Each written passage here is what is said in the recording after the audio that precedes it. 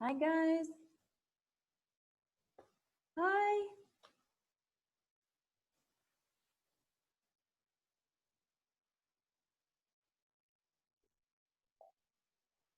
I miss all of you. You can open your cameras for like 2 to 3 minutes.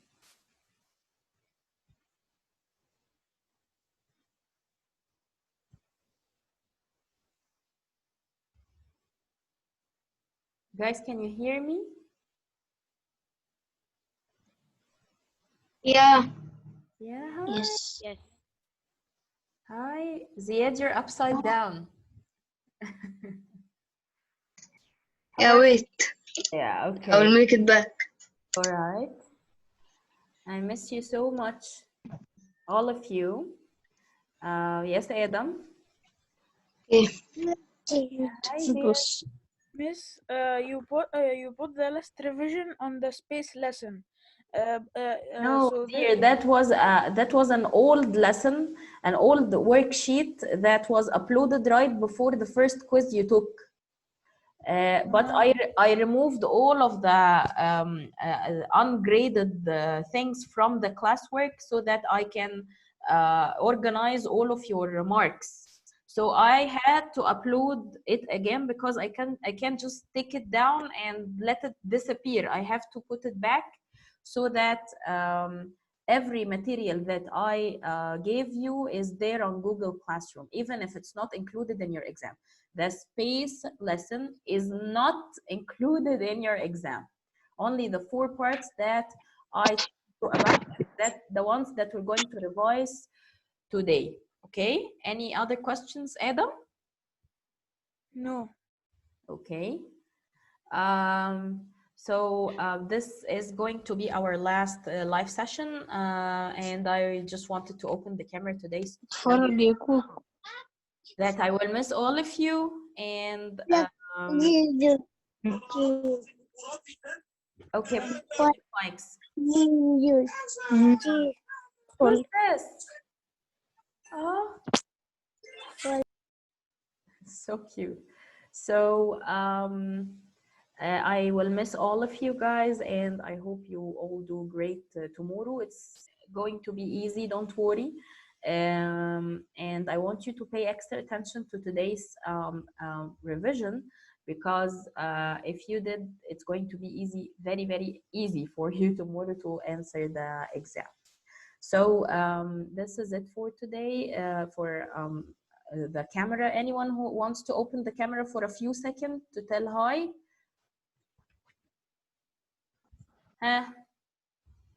I saw he's Ahmed Amr. Hi Ahmed, hi Ziad.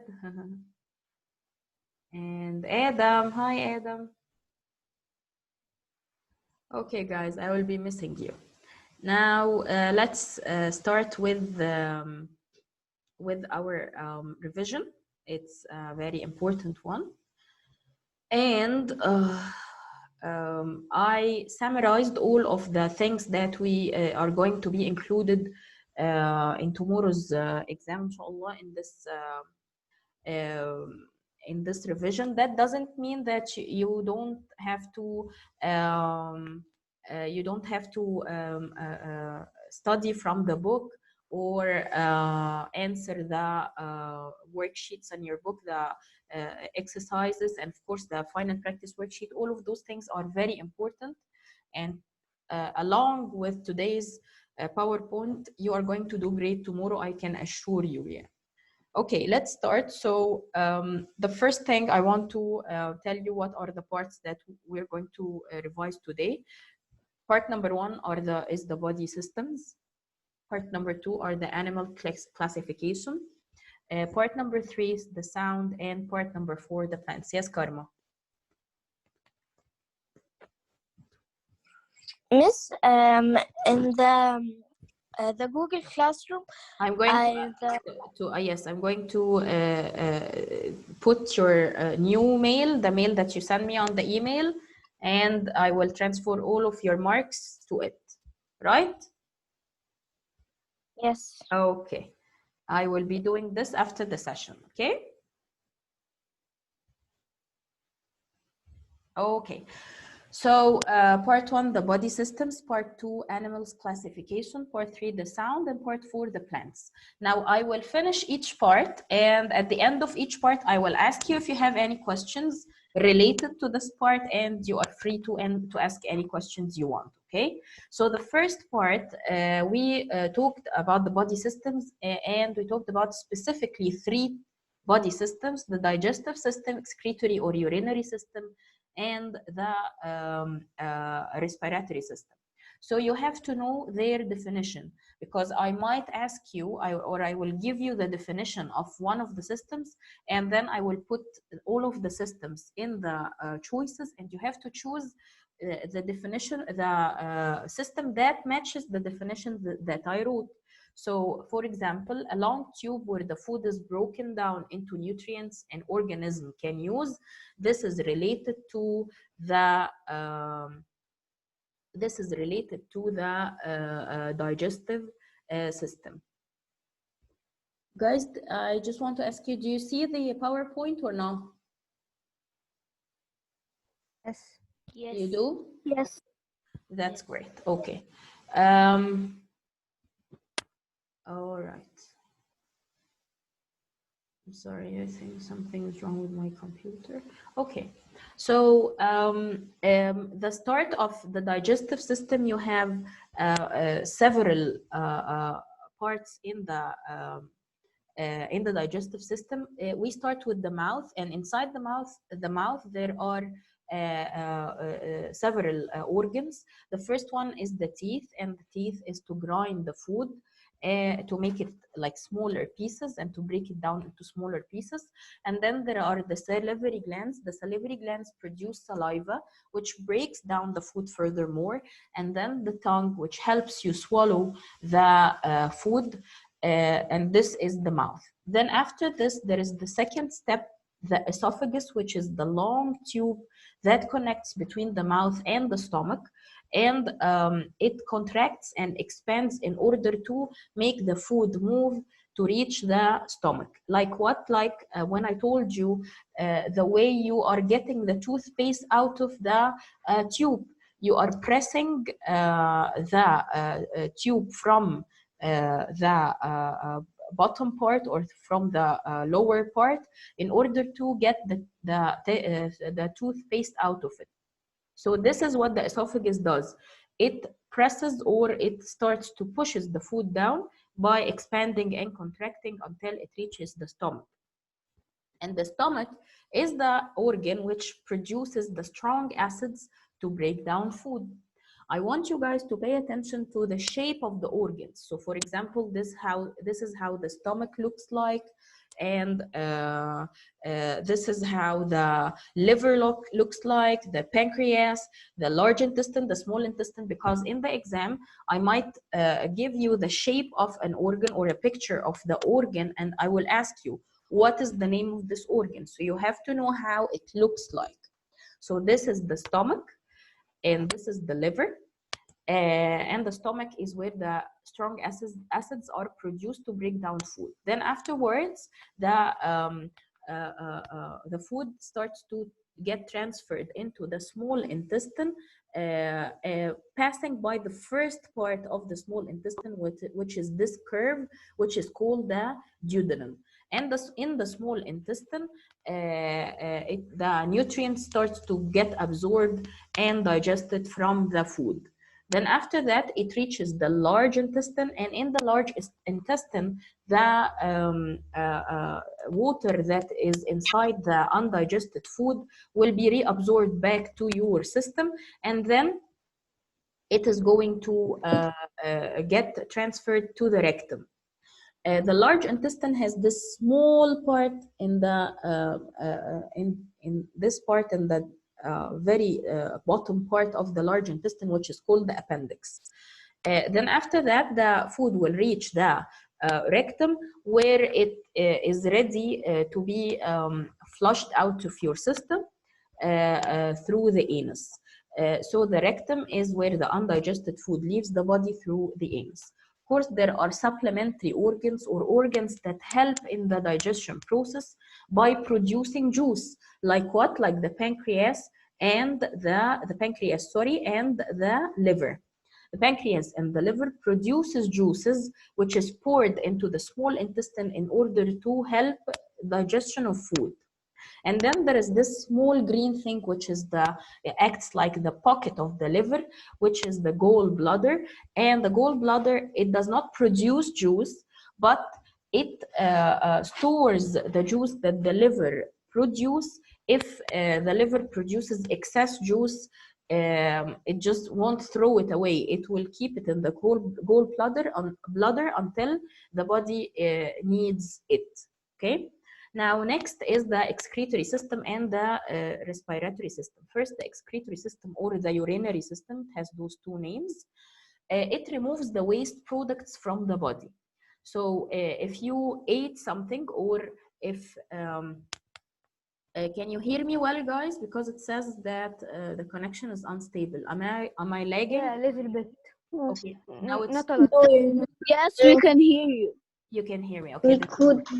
Okay, so the excretory system or the urinary system, if you ate something or you took a medicine, for example, or anything that has been introduced to your body and can be dissolved in water, it will be get rid the toxins of it, or the things that your body doesn't need will get rid of it through the excretory or the urinary system. How?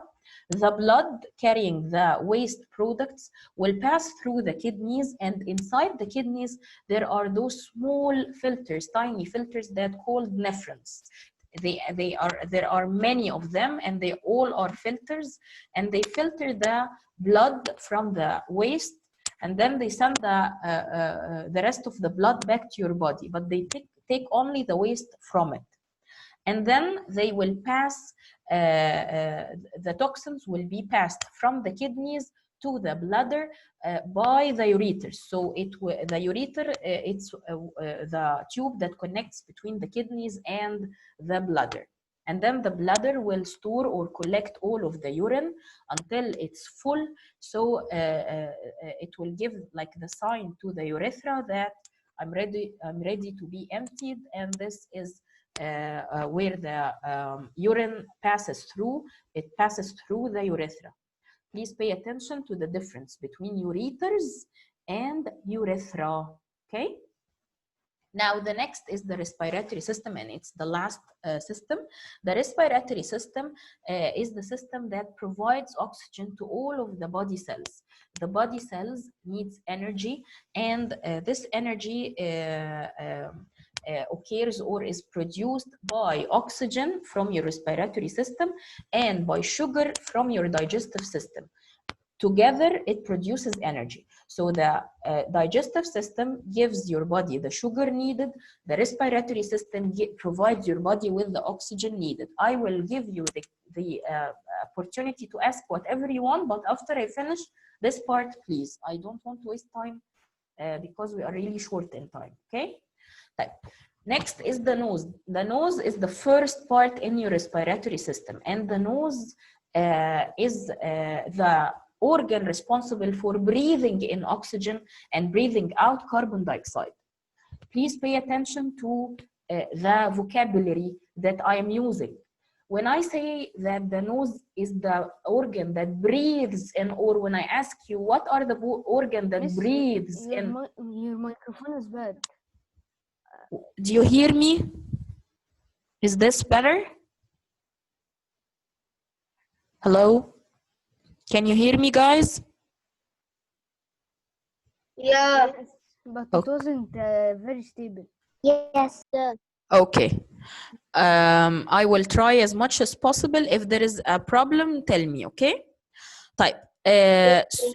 So the nose, when I tell you what is the organ that breathes in oxygen and out carbon dioxide, it's the nose.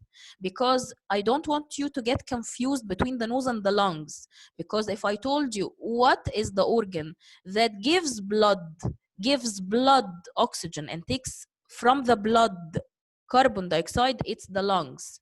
So when the blood is included, it's the lungs. But when we say breathing in or introducing oxygen to the body, it's the nose, okay? So don't get confused between both of them, and pay attention to the vocabulary, okay?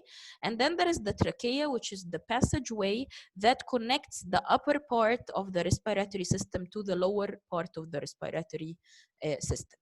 The last thing is an important note, and it's written in your resource pack, but I want you to pay attention to it because it's written in a small, like a little line at the end of the page.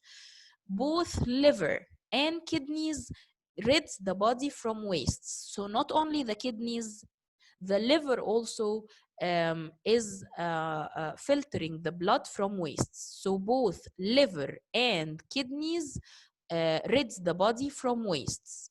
Okay, so I'm going to ask you a question. Now, what are the two organs that produces juices in order to help in the digestion process? If you know, please raise your hand. Yes, Farida? The liver and the pancreas. The liver and the pancreas, very good. Okay, what are the two organs that rids the body from wastes? If you know, raise your hand. Huh? Huh? Yes, Abdullah.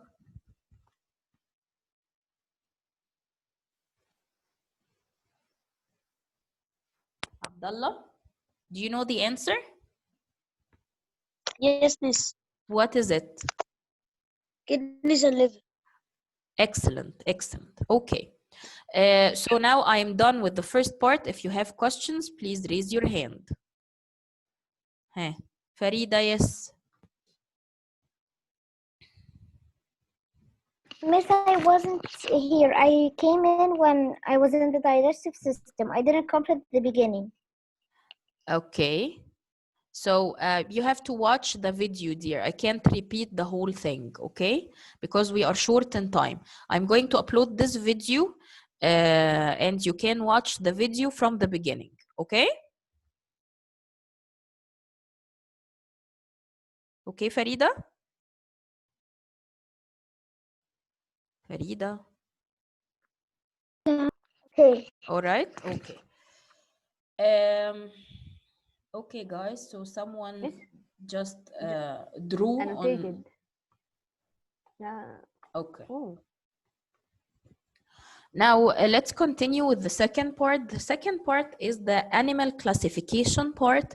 And we know that the animals are classified into two main groups, vertebrates and invertebrates. And the word vertebra or vertebral column or backbone is how we classify the animals into those main groups.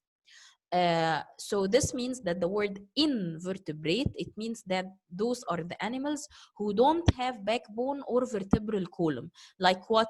Like the jellyfish, like the house flies, like the worms, anything that doesn't have a backbone, it's called invertebrate.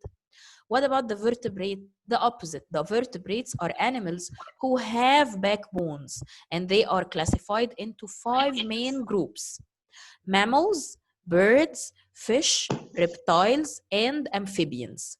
Now, the mammals, we are one of the mammals. We have specific properties that will put us in the group of mammals. Mammals have hair or fur. They breathe through their lungs. They give birth, and they feed their young milk. Okay? Like what? Like the cows and like the human, and anything that has all of those features. Number 2 are the birds. The birds, they have specific features that we know that they are birds from. Like they have feathers, they have lungs to breathe from, they have wings, and they lay eggs, like, for example, the ducks. Number 3 are the fish. Fish have scales, they breathe through gills, and they lay eggs. Of course, they live underwater. What about the reptiles? The reptiles, they have dry skin and scaly skin, and of course they breathe through their lungs because they live on land, and they lay eggs like what? Like the crocodiles, and the snakes, the tortoise. All of those are reptiles. And the fifth group is the amphibians. And the amphibians, they have smooth skin. They lay eggs underwater, and that's why their young live the first part of their lives underwater, and then when they are adults, they will live on land. So this means that the adults, since they live on land, they breathe with their lungs or through their skins. Like what? Like the frogs and the salamanders. And there is another one called the newt. It looks like the salamander, but it's smaller. Now we have several exceptions. For example, we have a flying mammal. We know that the mammals, they don't have wings. This is something related to the birds. But we have an exception, which is the bat. And remember, the bat is the one related to the coronavirus. So if you forget what is the flying mammal, remember why are we sitting at home right now, okay? Now, the flying mammal is the bat.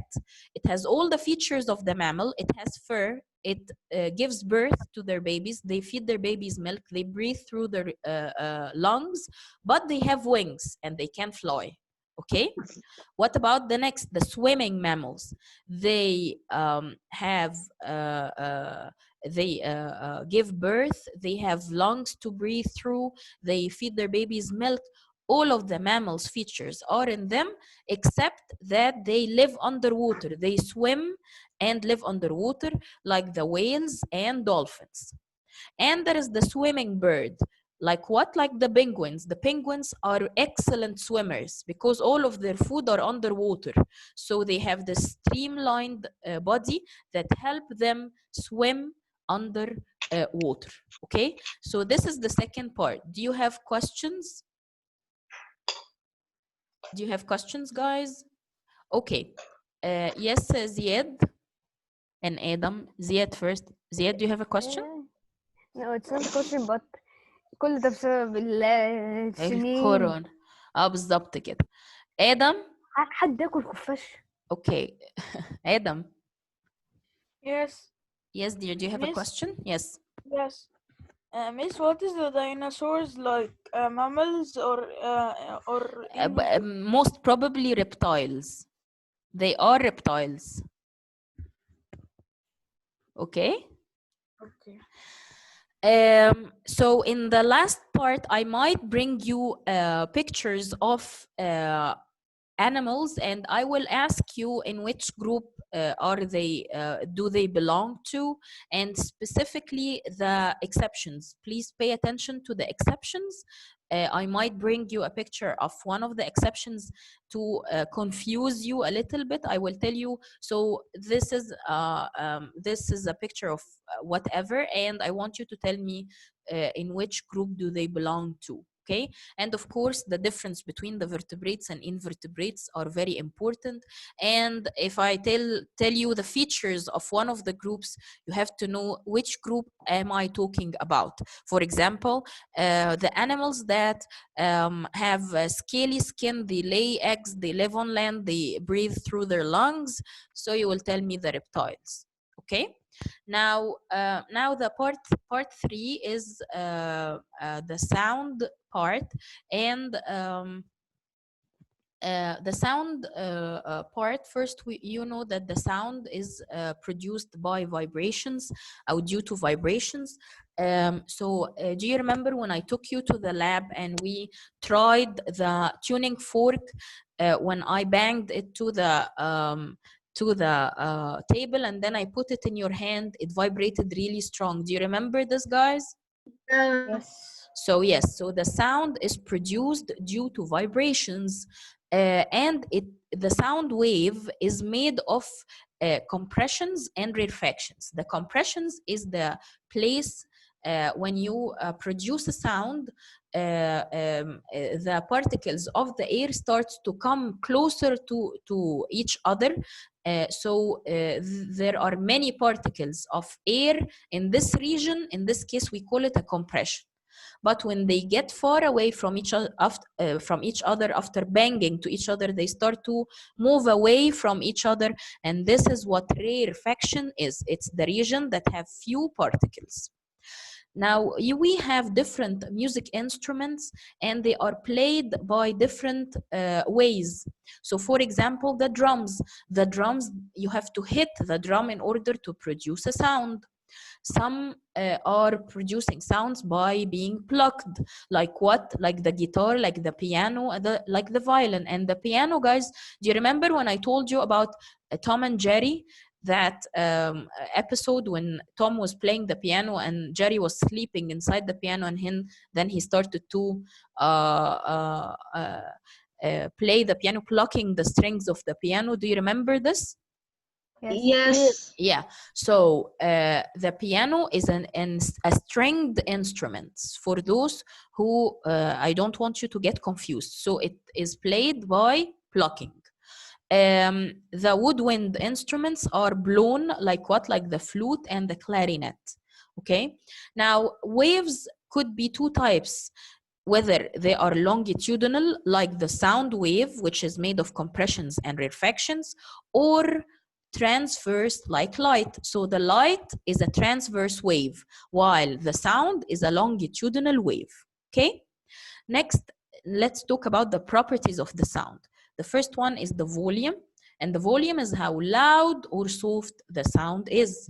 It is measured by this device next to it, which is called the sound level meter, and the measuring unit of the volume is the decibel. Okay. The next property is the pitch, sound pitch. The sound pitch is how high or low the sound is. So again, let's look. The volume is how loud or soft, while the pitch is how high or low.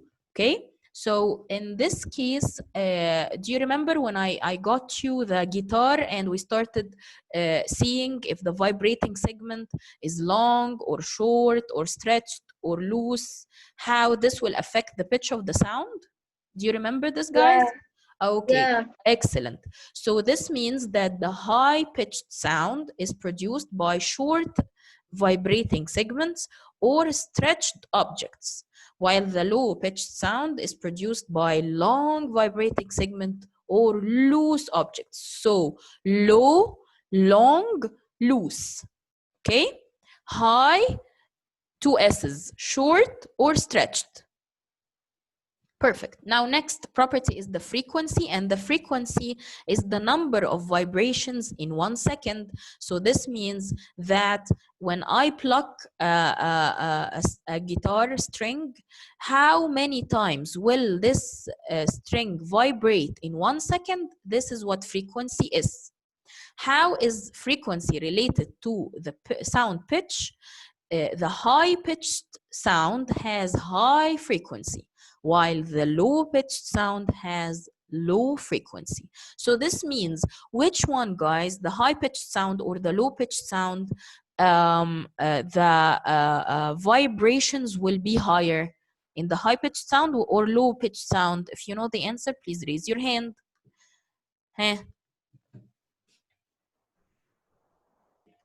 Only Adam knows the number of vibrations. Come on, guys. If the number of vibrations are high or low in high-pitched sound. Okay, Adam, answer. Miss, the more vibrations will be in the low pitch. No. No. The number of vibrations will be higher in the high-pitched sound. They are alike. High-pitched sound means that the number of vibrations are more. Okay? Okay. All right. Now, the next is the echo, and the echo is another property. The echo is the bounce back of the sound. So if the sound hits a hard object, it will bounce back, like a wall, for example. But if it hits a soft object like a cushion or a bed, it's going to be absorbed by this soft material. So echo will not be produced if there is a soft objects around. Now sound is transferred through mediums, while the light do not need a medium. So the sound needs the medium and the light do not need a medium. And the sound could be transferred by any medium, whether it's a solid, liquid, or gas. Okay?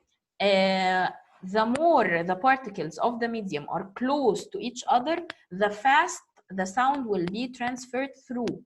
So this means that the solid particles, since they are really close to each other, the sound will travel the fastest through them. While the gas medium, the particles of the gas are far away from each other, so it will take time for the sound to travel through them. So the slowest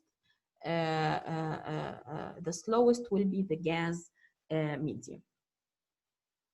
The last part in the sound is the ear, and as you can see, the ear is classified into 3 parts. From the beginning till the eardrum, all of this is the outer ear.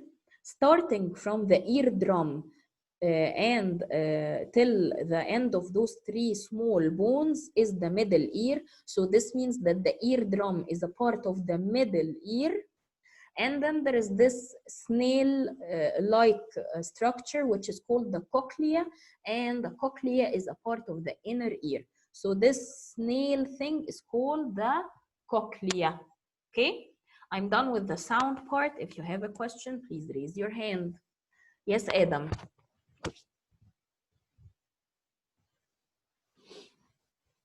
Miss, from 2 years before I traveled at my room, but and there was 2 beds, but I talked in my room. I found echo, but you said that the places that have like bed or soft objects will not have an echo. Adam, if the room, for example, right here, right now, I'm in a room that has 1 couch, but only 1 couch, the rest are walls. So the number of hard objects is much more than the number of the soft objects. So this is why the sound will make an echo, okay? It's about the number of things. If it's there is a lot of furniture in it, then you will not hear much of an echo. But if there is a small amount of furniture, you will hear an echo. Okay? Okay. Yes, Ziad. Miss, what is this? What is this white yellow thing coming from in the inner ear? This is the auditory nerve. This is how the sound or the brain gets the sound messages from your ear, and it reaches your brain. This is what connects your ear to your brain, yeah. Okay? Okay. Now we're going to say the last part, which is the plant part, and we're going to go fast through them because we have only 6 minutes left. So the plant, the whole plant is made of 4 main parts. The first one is the roots, and the roots are the one extended to the soil. They anchor the plant to the soil and start to absorb water and nutrients from the soil. Next is the stem, and the stem is what holds the plant upright and takes the water and nutrients from the root to deliver it to the rest of the plant. The leaves is the food factory. It's where the photosynthesis happen and provides food to all of the plants. And the 4th part is the flower, and the flower is the one responsible for the reproduction, and that's why the flower is scented and colorful. And this is where, when the fertilization occurs, the seeds is produced and the fruit is produced from the ovary. Now, what about the flower? The flower is made of 5 main parts. First is the receptacle, and the receptacle, guys, is shown here under the carpel. It's the base of the flower. It's what holds all of the flower, and it's found at the top of the flower stalk. So there is when you pick a flower, there is the green part that you hold the flower from. This is called the flower stalk. The very top part of it is the receptacle, and it's the base that holds all of the flower. And then there is the green part that looks like petals. They are like, they have different parts or many parts, but they are green. They are not colorful, which called the sepals. And the sepals is the one that protects the flower when it's still a bud. Then there is the colorful scented part, which is called the petals, and it's there to attract insects in order for the pollination to occur. Then number 4 is the stamen. Stamen is the male organ, and it has the filament, which is the thread-like structure holding the anthers, and the anther is the place where the pollens are produced, and it opens up to spread the pollens. Number 5 is the carpel or the pistil, and it's the female organ, and it has 3 main parts, which are the stigma, the style, and the ovary. And the ovary is where the ovule is. The next is the pollination process. Pollination is the transfer of pollens from the anther to the stigma. The pollination stops at this point. So once the pollen flies or gets transferred from the anther to the stigma, this is where the pollination stops. The next is the fertilization. But first, let's talk about the pollination ways. It could be by insects. So the insects stands on the flower for their sweet nectar. They are colorful and scented, and they have the sweet juice inside it, which is called the nectar. Please pay attention to this. It has the nectar. So the insects go to take the nectar or drink the nectar, and the pollen starts to get stick to their body, or by wind, or by water, or by human. The next process after the pollination, the fertilization. So once the pollen gets stick to the stigma, it starts to extend a pollen tube, so that the sperm cell inside the pollens gets to the egg that's found inside the ovary, the ovule. So how do they do this? By extending the pollen tube to reach the ovule. There are 3 main parts in any seed. The seed, there is the outer part, which is the cover. It's called the seed coat. And then there is the inner part, which is called the seed cotyledon, where all the stored food are in. And then there is the embryo, which is the start of a new plant. The seed could be dispersed via several ways. If you can see the first one to the left, the first seed to the left, it has like wings, and those wings, when they are blown by wind, they act like a helicopter, and this is how they travel from one place to another. So this one is traveled by wind. The next one is the one that travels by insects. So the insects take them from one place to another, like this ant. And there is sometimes the seeds are traveled by water, like the coconut. It is found in islands and places that have lots of water, so it's easier for the fruit, or sorry, for the seed to travel through water. Next is the germination of the seed, and the germination of the seed starts always with the root and then the shoot. So the root is the beginning, and then the shoot. Okay. About the plant cycle, if we started with the seed first will be grown into a plant. The plant will start to flower, then pollination occurs, and then fertilization occurs, and then after the fertilization, the seed is produced, and we will start all over again. I'm done with the revision, guys. If you have a question, please raise your hand. Anyone has a question? Okay, guys, so this is it for today. I hope You understood? This is the whole thing. I really will want you to bye bye Hamza. Bye. I really would want you to no dear, this is it. I really want you to watch it again after I upload it to the Google Classroom. I will be putting a link for any of your questions. Until then, tomorrow inshallah you'll do great.